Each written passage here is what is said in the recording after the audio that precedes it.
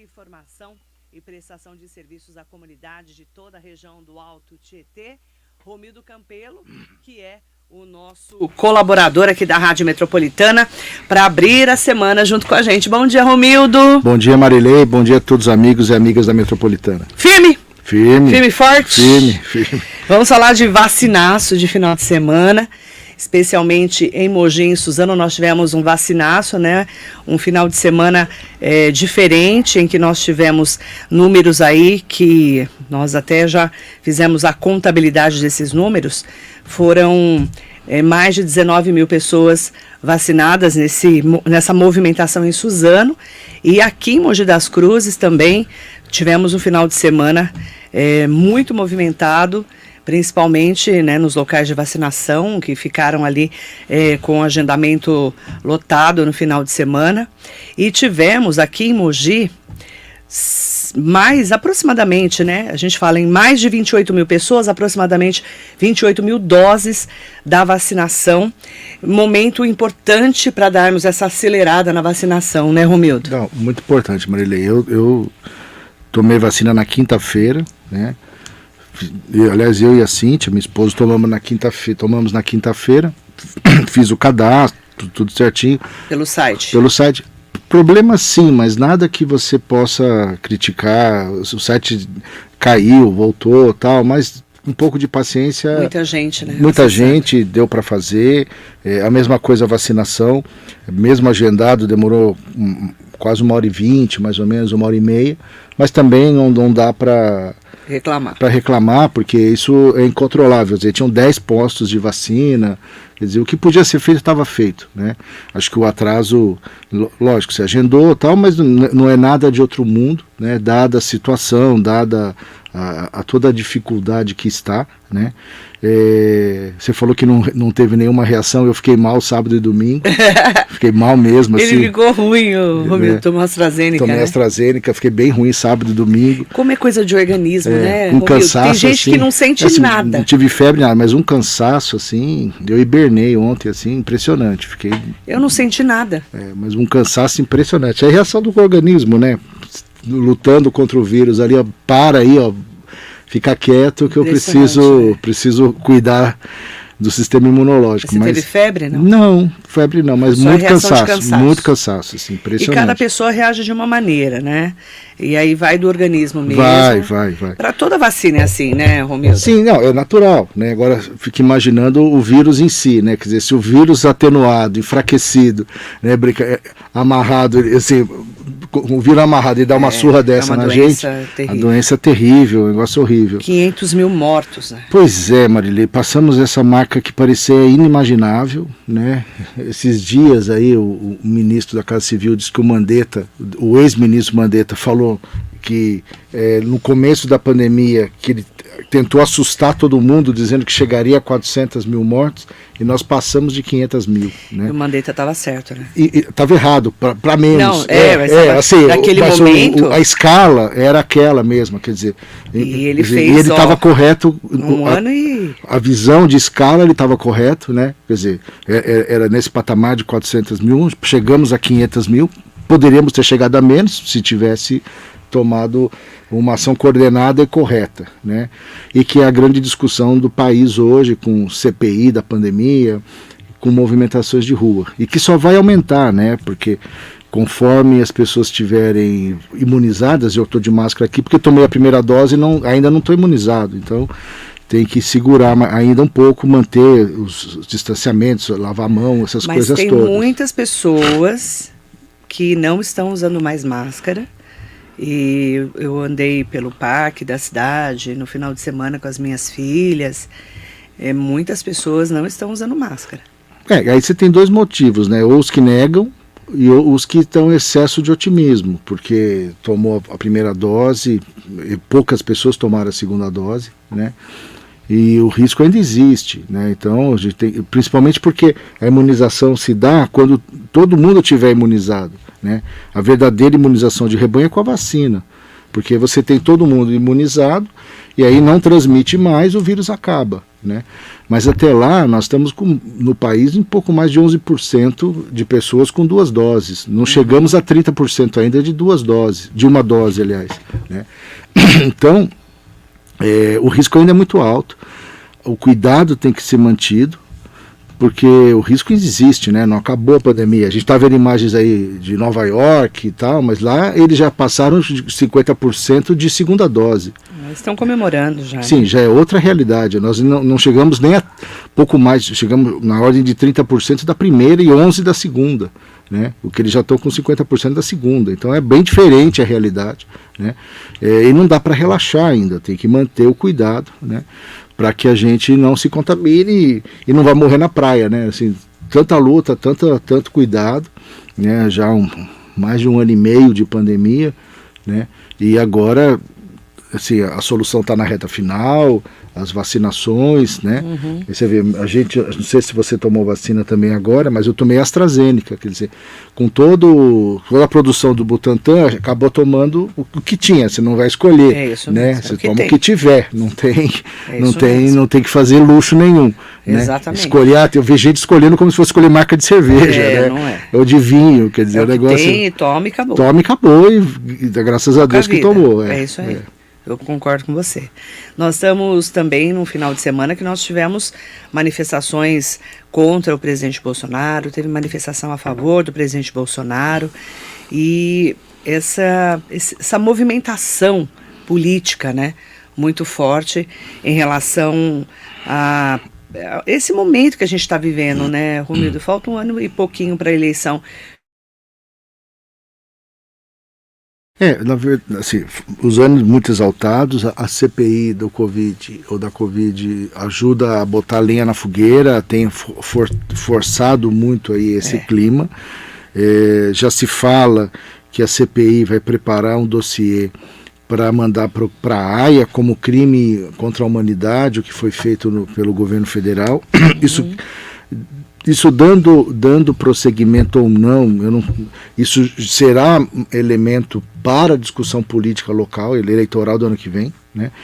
E quanto mais nós tivermos vacina, mais teremos movimentação de rua. Eu não acredito em impeachment, não vejo possibilidade do impeachment, porque o presidente continua na casa dos seus 25%, 30%. Nos 2 casos de impeachment que nós tivemos, a Dilma tinha acho que 9%, o Collor em torno de 11%. De ótimo e bom, né? Então o presidente mantendo 25, 30 está muito acima desse mínimo, mas as manifestações de rua vão se ampliar daqui para frente cada vez mais, né? Isso para tentar enfraquecer o governo, para tentar fazer com que haja um enfraquecimento para a eleição, né? Fato interessante da semana passada, acho que a gente não acho que foi antes da gente estar aqui semana passada, foi a reunião dos 5 ou 6 partidos de centro. Foi depois que você viu? Foi depois, né? Foi 5 ou 6 partidos de centro tentando uma unificação do centro, né? O que não é fácil, mas é um exercício importante aí, né? Você já tem a saída do Luciano Huck do jogo, muito provavelmente a nem entrada do Sérgio Moro também, porque virou nada, né, depois de tudo que aconteceu. Mas você teve uma reunião com o PSDB, DEM, Cidadania, Podemos, PV, acho que não sei se faltou algum, mas é um início de uma tentativa aí de juntar, o PDT foi convidado, não foi, mas disse que vai na próxima. PSD também. O PSD não foi, né? Mas o PDT diz que vai na próxima. O presidente Lupe do PDT diz que estará presente na próxima. Daqui agora falta o calendário eleitoral é abril do ano que vem, né? Porque é quando fecham as filiações partidárias. Tem que estar tudo definido até abril. Tudo definido até abril. Porque as convenções já vêm para maio, né? Porque quem for candidato tem que estar filiado até abril. Então toda a movimentação política que vai acontecer vai fechar em abril do ano que vem. Então a gente tem agora, imagino eu, com continuidade da CPI, que tomou a pauta do país, você vê que o presidente do Senado sumiu, né? Você não ouve mais falar do Rodrigo Pacheco, você só ouve falar do Omar Aziz. O presidente da CPI aparece mais que o presidente do Senado, né? Então, até a CPI, resgatou o Renan Calheiros como personagem nacional, né?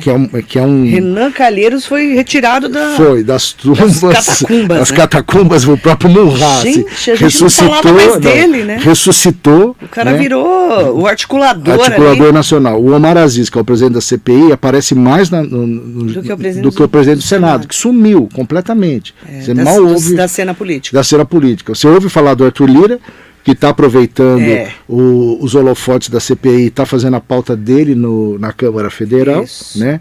Inclusive está aprovando tudo o que quer, e o presidente do Senado sumiu. Quer dizer, a CPI do Covid assumiu o protagonismo político do país nesses 3 meses, já 2 para 3 meses, e vai prorrogar certamente pelo período que tem direito, né? Ela vai ocupar esse espaço. E paralelo a isso, nós vamos ter com vacinação muita gente na rua, né? E a política aí esquentando os tamborins cada dia mais forte. E a gente vê uma opinião muito dividida sobre a CPI também, né? Totalmente, né? De um lado é só politização, de outro lado também esses números que eles levantam, e será que realmente é isso mesmo? Sim. Né? Onde vai dar isso, né, Romildo? Difícil saber onde vai dar, né? Se isso vai dar em alguma coisa concreta, né? E como está se falando de um processo internacional, e o que isso representa na prática, né? O que uma condenação ou um processo internacional representa, e o que a CPI vai resultar efetivamente, né? Se vai com quebra de sigilo bancário, você tem alguma coisa para mostrar ou não tem que aguardar aí os próximos capítulos para a gente saber o que de fato, se ela vai ficar só na fumaça, ou se existe alguma coisa ou não para ser descoberta, além da clara e evidente diferença de posicionamento sobre o tratamento e a condução da Covid feita pelo governo federal no começo e agora, né? Que agora o governo fala de vacina, tal, né? Vem de um tempo para cá aderiu à ideia da vacina, mas no começo não queria, negou, e que não era o caminho, né? A gente está nesse momento passando por esse segundo semestre de 2021 com a preocupação de vacinar para voltarmos a crescer melhor a economia e a geração de empregos, né? Sim. Porque o segundo semestre tem que melhorar. Tem. Você concorda? Sim, concordo. E a economia está sofrendo muito com a situação da pandemia, né? Indiscutivelmente. E eu somo aí a própria falta de ações, porque é difícil até medir um pouco do quanto é falta de ação do Ministério da Economia, do Paulo Guedes, quanto é a pandemia, né? Porque tem muito pouca coisa que ele trouxe efetiva, né? Poucas... Está tentando agora a privatização da Eletrobras, que eu acho questionável, que é vender a infraestrutura do país e uma estrutura estratégica, né? Você vender energia elétrica, sendo que a gente está pagando a conta, né? E vai pagar mais caro. Então é uma privatização muito questionável aí, muito... Se é a coisa certa, no valor certo, é muito questionável. Não me parece que é o melhor para o país, né? Pode ser melhor para o governo, de botar esse dinheiro no caixa para poder fazer ações com esse dinheiro em caixa. Mas eu não sei se para o país é o melhor privatizar a infraestrutura de energia elétrica. Que é diferente de você vender coisas que você tem competitividade, né? Quem que vai competir com construção de usina hidrelétrica? Quer dizer, pouquíssimos, né? E acho que o papel do Estado aí se coloca muito importante como indutor desse tipo de infraestrutura, garantir essa infraestrutura para nós, né? Fora isso, a economia vem patinando muito.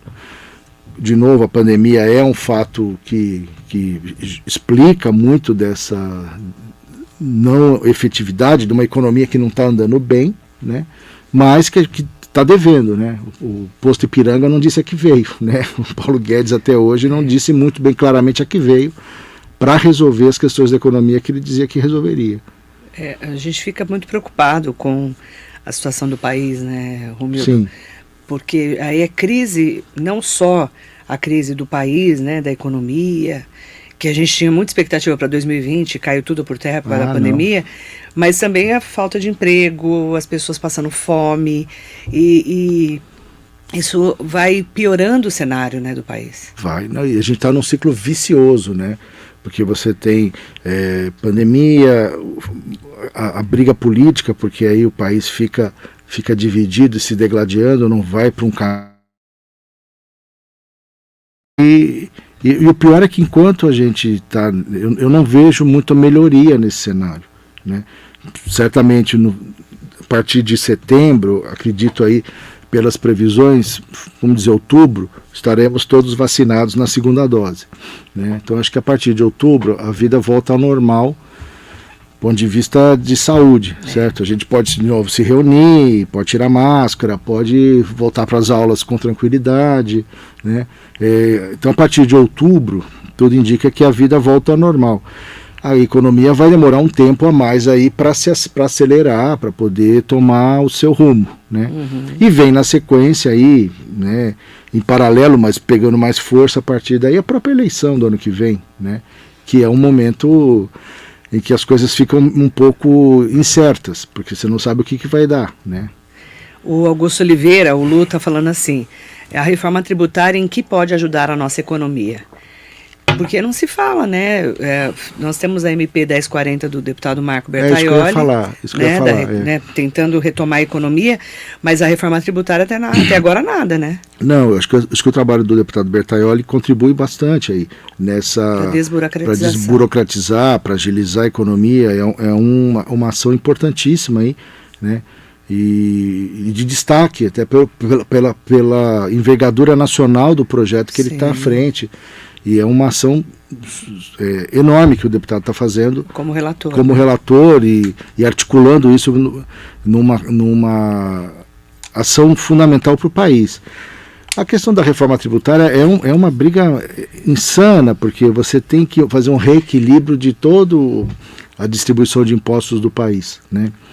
E é o típica agenda que só consegue fazer se você tiver um governo minimamente forte e alinhado que consiga articular sua base, né?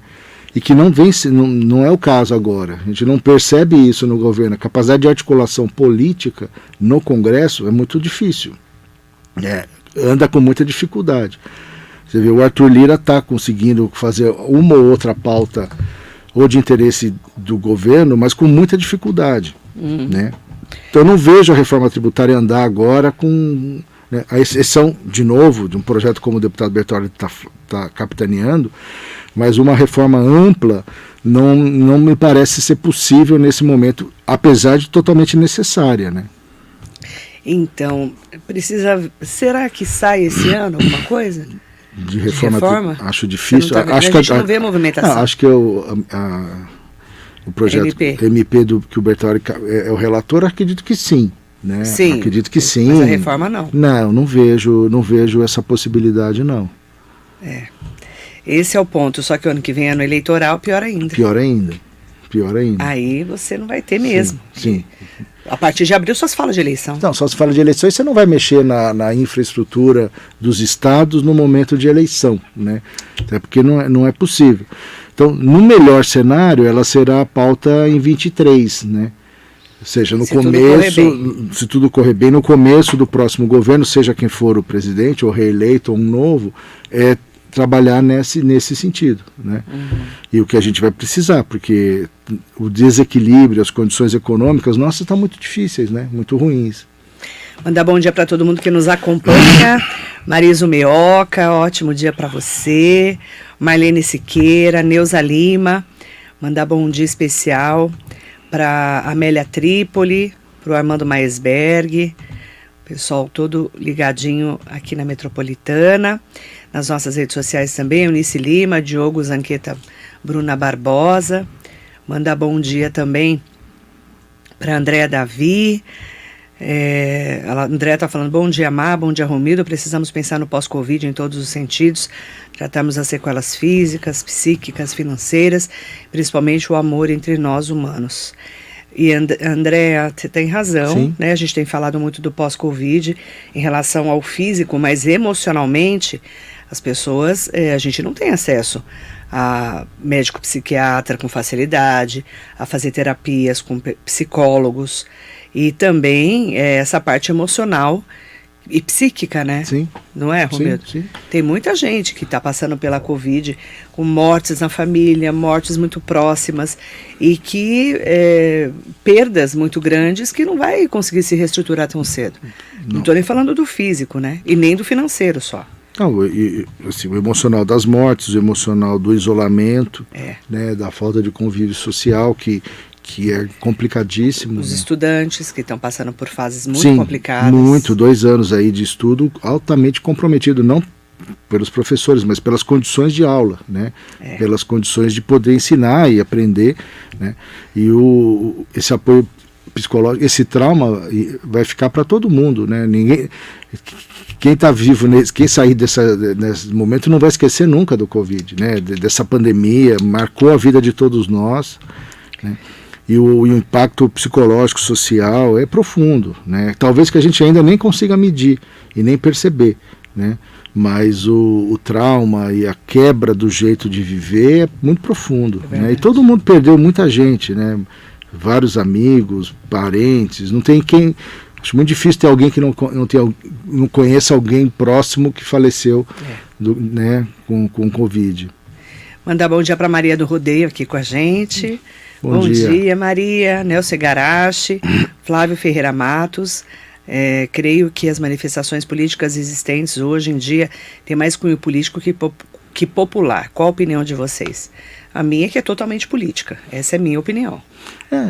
Você não vê assim, a população indo às ruas. Você vê pessoa, ou é contra ou a favor do Bolsonaro, Sim. ou é contra o Lula ou a favor do Lula. É o que eu vejo, né? Nesse momento, pelo menos. Os dois, né? Difícil de separar. Não dá para separar muito. Difícil separar, dizer que é só político, é só popular. Acho que tem dos dois, né? Tem gente profissionalizada dos dois lados que induz pessoas não profissionalizadas, né, a estar nos movimentos. Acho que os dois lados são profissionais, né? Tanto o petismo quanto o bolsonarismo são profissionais de política e que sabem mobilizam, né? E estão fazendo sua parte. Agora, a tendência é ampliar ainda mais isso agora, né? Pela insatisfação, até pelo período que ficou todo mundo isolado, e para a rua vai ser natural e só vai esquentar. Cláudia Pudo, bom dia. Renato Lima, ótimo dia. O José Benedito Silva mandou aqui até um comentário. A nós resta a esperança de que a CPI traga a luz aos culpados, direto ou indiretamente pelas milhares de mortes por Covid ocorridas no Brasil, que sejam realmente punidos em um país onde o ministro da Economia e o presidente da República desdenham do sofrimento das famílias enlutadas. Não sei se podemos esperar resultados positivos dessa CPI. A CPI para nós é uma incógnita. Essa é a minha opinião. Você não sabe exatamente onde vai parar, né? O que a gente está falando, né? Na CPI você sabe como começa e não sabe como termina. Não dá para saber. Bom dia, o Daniel Teixeira de Lima está aqui com a gente também, mandando Bom aqui, dia. Falando da marca triste, número de um verdadeiro genocídio. Um país que foi exemplo de vacinação começou negando e alguns continuam negando a pandemia. Infelizmente, né? Sim. A Heloísa Moreira, Doroti Carrião, mandar bom dia também para Sandra Gonçalves, bom dia Marilei Linda, bom dia ao Romildo e a todos. Eu, como Romildo, não vejo melhorias, infelizmente, o presidente...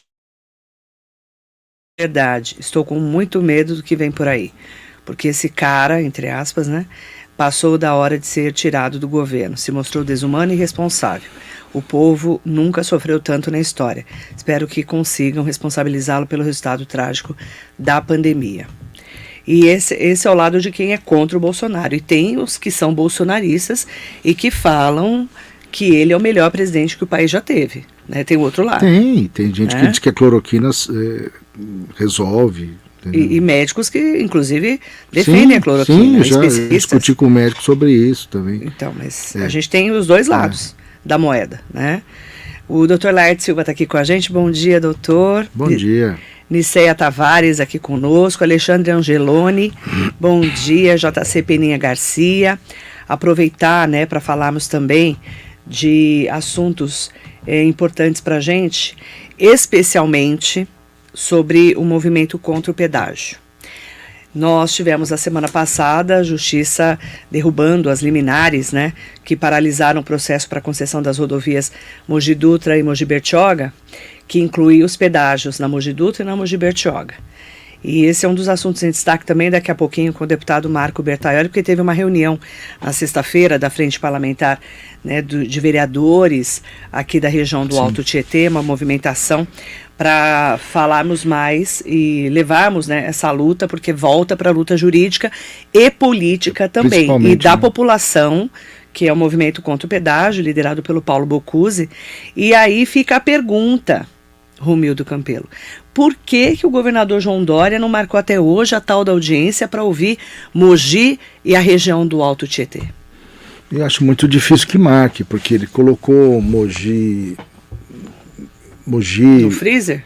Não, no pacote de privatização das estradas. Mas não atende ninguém, Mogi. Sim. Manda o Rodrigo Garcia, que é o vice-governador. Mas ele não está muito preocupado com isso, não. Está muito preocupado mais com privatizar as estradas do que preocupado com a gente aqui, né?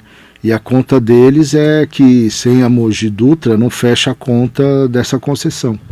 E não me parece que ele está preocupado com a população de Mogi, e sim preocupado com o caixa, com vender, com privatizar e dar atratividade para quem for tentar pegar essa concessão, né? O que mostra uma insensibilidade do governador com relação a Mogi. Não entende o que é Mogi, ou está usando Mogi para pagar uma conta que não é nossa, né? Eu entendo que o pedágio na Mogi Bertioga tem sentido, mas na Mogi Dutra é um absurdo, completamente sem sentido. Mas não vai ser duplicada a Mogi Bertioga. Não vai não, é só ônus, não tem bônus, né? A gente só paga a conta, não tem benefício, né? O benefício é para quem vai, para o Estado e para quem for pegar essa concessão, que vai ficar aí 30 anos ganhando dinheiro em cima de nós, né? Então é uma completa falta de sensibilidade política, de entender Mogi, de respeitar Mogi, uma estrada que foi feita com dinheiro de Mogi, que foi duplicada há quase 20 anos, que foi não dá 20, mas dá quase isso, que foi duplicada, não tem nenhuma manutenção que justifique, não tem nenhum benefício que virá, e não tem sensibilidade política de receber as pessoas, as lideranças, os deputados e os vereadores, prefeitos da região. Não está nem aí. Me fizeram uma pergunta semana passada, acho que foi na sexta-feira. Marilei, cadê a força política de Mogi e da região do Alto Tietê? Porque o governador não marcou uma audiência. Uma mera audiência para ouvir os prefeitos da região do Condemate, do Consórcio de Desenvolvimento dos Municípios do Alto Tietê, não para ouvir os deputados. Cadê a força de Mogi e da região? Boa pergunta. E o que mostra também que ele está com a decisão tomada e não quer saber de nada, né? Tudo bem que ele não é candidato a governador, mas ele é candidato a presidente, né? Mas o vice dele é candidato a governador. O vice dele é candidato a governador. Que é o Rodrigo Garcia. Sim, e que vai ser muito difícil vir aqui pedir voto, né? Nos colocando nas costas, uma adaga nas costas chamada pedágio na Mogi Dutra. E aí, né? Vamos voltar para o cenário pré-eleitoral. O Boulos veio aqui a semana passada, Guilherme Boulos, pré-candidato ao governo do estado pelo PSOL. Amanhã o Fernando Haddad, quarta-feira o Fernando Haddad dá entrevista para mim, pelo streaming, ele vai falar comigo pela internet. Tá. A gente está marcando uma agenda com Márcio França, pré-candidato ao governo do estado. Com Alckmin também. Com Geraldo Alckmin também, que a gente está convidando para que venha aqui no estúdio, pelo menos fale conosco, que é uma agenda pré-eleitoral ao governo do estado de São Paulo. Sim. Desgaste de 30 anos de PSDB, com mandatos aí desde Mário Covas, Geraldo Alckmin, agora passando pelo João Dória, né? Ficou um pedacinho ali com Márcio França, né? Mas assim, qual que é a nossa pergunta? Como vai ficar a nossa região do Alto Tietê, né? Semana passada mandaram para mim, porque o pessoal manda tudo para mim, eles veem as coisas na internet, mandam para mim, né? Quem tem meu WhatsApp, se não manda pelo direct do Instagram, pelo inbox do Facebook. O governador recebeu os prefeitos da região do ABC. O governador esteve no Vale do Paraíba e no Vale do Ribeira lançando pacote de investimentos. E aqui ele mandou 2 pedágios, né? Foi o que mandaram para mim a semana passada. E aí, Marilei? Eu falei, e aí? E aí que eu vou falar na rádio. Sim, e é isso mesmo, né? Eu tô mentindo? Sim. Tá lá. Ele recebeu os prefeitos da região do ABC, né? Tem até o material do Diário do Grande ABC, do meu amigo Evaldo Novellini, que é o diretor de redação, saiu lá o destaque. Semana passada ele estava lá no Vale do Paraíba, lançando pacotes de investimentos. Investimento aqui é o quê? São 2 pedágios? Para Mogi e a região? Porque se você olhar bem, qual é a grande marca do governo João Dória? O que o governador fez para nós? Boa pergunta, eu não vejo. Então, com a resposta, eu confesso a minha o governador está convidado, viu? O governador e o vice também dele estão convidados. Confesso a minha ignorância, eu não vi nada para a região do Alto Tietê no governo João Dória. Né? Eu tenho a promessa da alça do Rodoanel, promessa de Suzano. Que mais? Boa pergunta. Então, eu não consigo... O restante é manutenção dos serviços. Terminou só esse pedacinho da Mogi Arujá aqui, né? Que era uma obra... Sim, mas terminou, né? Quanto tempo? Você fala da Mogi Dutra no trecho Arujá. Não, isso já é... Então, isso daí já estava enrolando. Agora... Não, deu continuidade a uma obra que já vinha do governo Alckmin, né? Então... E o que a gente vai ganhar de presente é o pedágio, 2 pedágios, né? Da cidade. Né? Então é complicado, eu não vejo, eu não consigo ver, eu não consigo dizer qual é o benefício que veio para o Alto Tietê do governo João Dória. Só deixar consignado que, como para todos os pré-candidatos ao governo do estado de São Paulo, o governador João Dória, que é pré-candidato à presidência da República, e o vice Rodrigo Garcia, vice-governador pré-candidato ao governo do estado de São Paulo pelo PSDB, que ele saiu do DEM, foi para o PSDB, convidados para vir aqui à Rádio Metropolitana. Estão todos convidados, até para a gente poder cobrar, né, uma posição do governo do estado de São Paulo, porque a gente não está vendo essa receptividade. Não. Você concorda? Não só concordo, como os fatos estão demonstrando isso, né?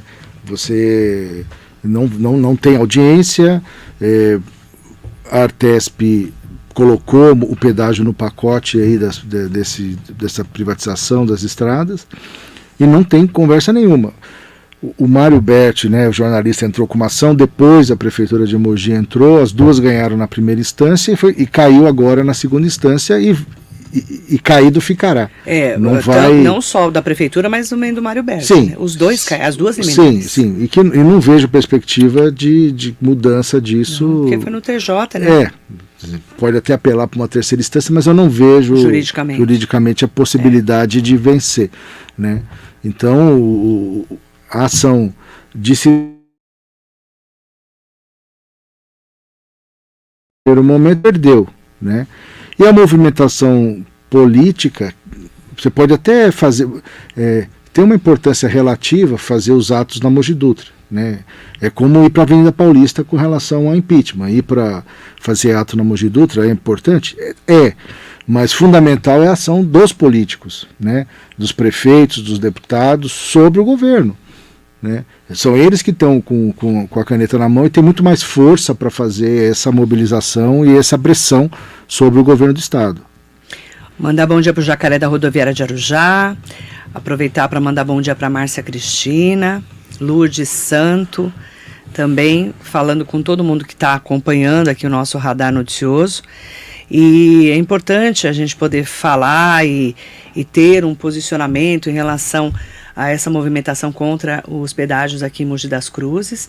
Nos próximos dias a gente vai estar falando, né, com as lideranças aqui da região do Alto Tietê para sabermos os próximos passos do que vai acontecer, né? Sim. A gente está num momento de preocupação, né, Romildo? Muito grande e assim, vendo um futuro muito ruim para nós, né? Quer dizer, um pedágio que vai encarecer o custo de produção de Mogi, até porque nós já pagamos pedágio, não tem como ir para São Paulo hoje sem pagar pedágio, né?